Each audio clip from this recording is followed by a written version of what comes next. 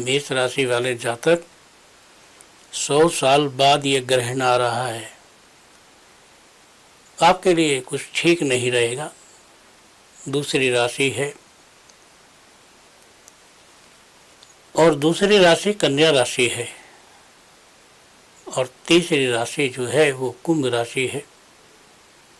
तीनों राशि वालों को ध्यान रखना है, एक दूसरे से ध्यान रखना है। तीनों राशियां खराब हो जाएंगी, कुछ सिस्टम बिगड़ जाएंगे, तो ध्यान रखना पड़ेगा कि कुछ भी खराब ना हो, सब कुछ ठीक चलता रहे और सब कुछ से आपका जीवन भी सही चलता रहे। आप जानते हैं दोस्तों, इसके बाद जो कुछ फलित राशियां हैं जिनके काम बनेंगे, जिनका जीवन अच्छा रहेगा, ऐसे भी कई राशियां हैं। उनमें पहली राशि है वृष राशि।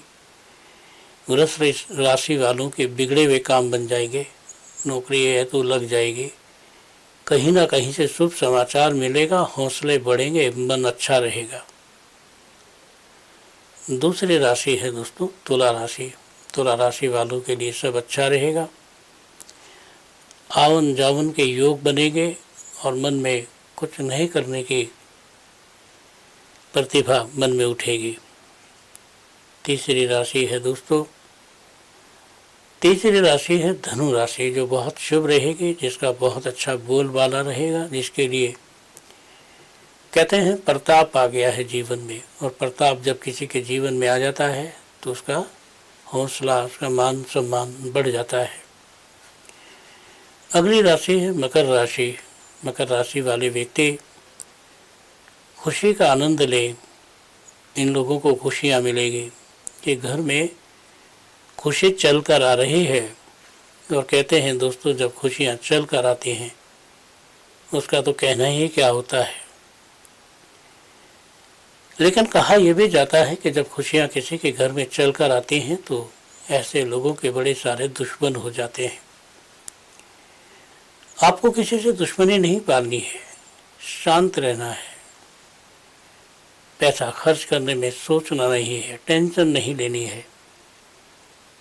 आपका जीवन बहुत अच्छा रहेगा। आपके जीवन में कार्य श्रेणी जो है बढ़ती रहेगी और कार्य शैली के अंदर कुछ विशेष चमत्कार सामने आएंगे। कहते हैं दोस्तों, विशेष चमत्कार जब किसी के सामने आते हैं तो व्यक्ति अपनी लाइफ को, अपने आप को, लोगों को बड़े अद्भुत नज़ारे से देखता है।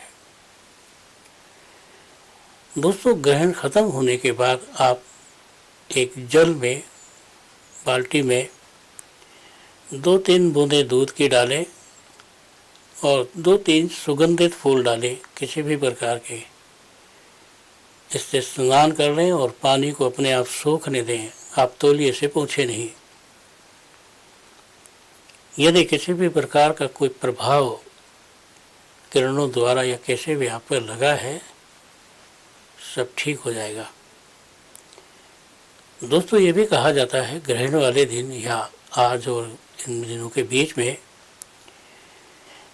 आप किसी को दूध का दान करते हैं तो बेहद शुभ है। दूध देने से तकदीर चमकेगी, चाहे आपकी राशि खराब है, चाहे कुछ भी है। लेकिन यदि आप दूध का दान करते हैं तो आप देखेंगे कि आपके घर में, आपके मन में बहुत सारी खुशियां जागृत होती हैं।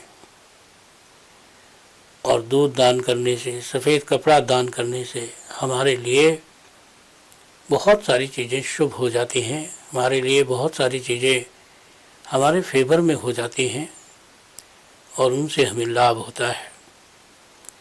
दोस्तों, हमारे जीवन में तो लाभ जब भी होता है जब हम किसी चीज़ को अपने हाथ से देकर किसी और के हाथ से करवाते हैं, तब भी दान पुण्य जो है वो आप ही को लगेगा।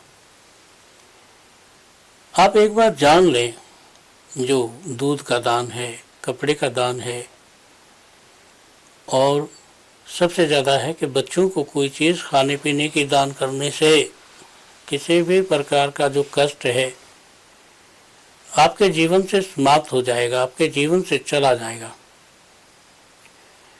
जीवन को बहुत बड़ा न समझें, क्योंकि जीवन बहुत बड़ा नहीं है, जीवन छोटा है। इस छोटे से जीवन में अगर आप कोई छोटी सी गलती करते हैं तो वो गलती बहुत अरसे तक आपके दिमाग में रहती है, और जब कोई गलती आपके दिमाग में रहती है तो उसके ज़रिए से तुम्हें ऐसा महसूस हो जाएगा कि तुम क्या कर रहे हो और क्या नहीं कर रहे हो। खुशी की लहर दोस्तों एकदम आती है और एकदम चली जाती है। खुशियाँ हमेशा कम लगती हैं और दुख एक ही आपको बहुत लगता है। एक कांटा चुभे, एक चाकू की नोक चुभे, कोई एक चीज़ आपको बहुत परेशान करती है और वो आपको पता ही नहीं लगता है कि ये चीज़ें क्यों आपको परेशान करती है, किस लिए आपके जीवन को तंग करती है, किसकी वजह से आपका जीवन खराब होता है और क्यों होता है। कभी नहीं सोचा होगा आपने, कभी महसूस नहीं किया होगा आपने कि आपके जीवन में इतना लंबा समय, इतना लंबा अरसा आपके जीवन को कहां कहां से घायल कर देता है। दोस्तों, कई बार हम महसूस करते हैं कि हमें चोट नहीं लगी, परंतु हमारे जिस्म में कहीं पर चरचराहट होती है, या ऐसा लगता है कि किसी ने सुई चुभो दी, या ऐसा लगता है कि हमारे घर में कहीं से आवाज़ आई, या हमारे हड्डियों में एकदम मुड़े कड़क की आवाज़ आई, या हम बैठे घुटना मुड़ गया, या कुछ भी। क्या लगता है आपको? शरीर तो वही है, लेकिन ये छोटी छोटी घटनाएं, ये छोटी छोटी प्रॉब्लम्स ये दिखाती हैं कि आप पर तंत्र का प्रभाव है। आप घर से बाहर निकलते हैं, थोड़ी दूर जाते हैं, ऐसा लगता है किसी ने पीछे से आवाज़ दी है। ये तंत्र का प्रभाव है, या आप किसी वहम में हो जाते हैं। आप देखते हैं कि आपने घर की चाबी नहीं ली, आप देखते हैं मोबाइल भूल गए आप। ये भूलते नहीं है, कोई भुलवाता है, कोई आपकी अच्छी खासी ज़िंदगी में रोड़ा अटकाता है। और अच्छी खासी ज़िंदगी में जब रोड़ा अटक जाए तो इसका मतलब ये है कि मामला लटक जाए। जा किसी शुभ कार्य के ले रहे हैं, होता अशुभ कार्य है, मन कहीं लगता नहीं है, दिल दिमाग कहीं ठहरता नहीं है। आपका दिल दिमाग अगर किसी चीज़ की वजह से ठहरता नहीं है तो इसका मतलब साफ है कि आपके घर में, आपके दिमाग में कोई ना कोई नेगेटिव चीज़ बैठी है, कोई ना कोई ऐसी चीज़ है जो आपको पीछे की तरफ घसीट रही है। और जब कोई चीज़ आपको पीछे की तरफ घसीट रही है तो इसका मतलब ये है कि आपका चलना थोड़ा मुश्किल है।